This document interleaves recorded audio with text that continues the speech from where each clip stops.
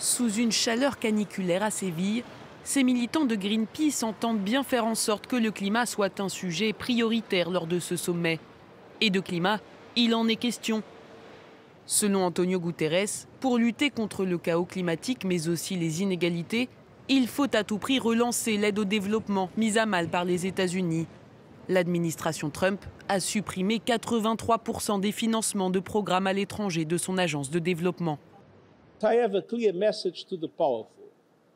J'ai un message clair à adresser aux puissants.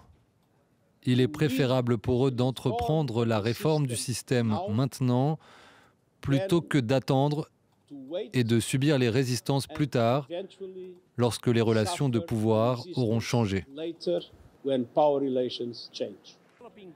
Avant l'arrivée au pouvoir de Donald Trump, les États-Unis étaient les principaux donateurs pour de nombreuses agences et ONG.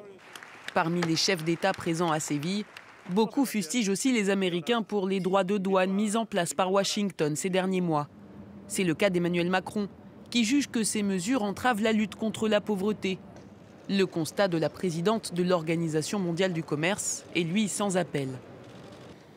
Au lieu d'une croissance de 2,7%, presque 3% en 2025, nous estimons actuellement que les volumes du commerce mondial de marchandises seront pratiquement stables, avec une croissance de seulement 0,1%.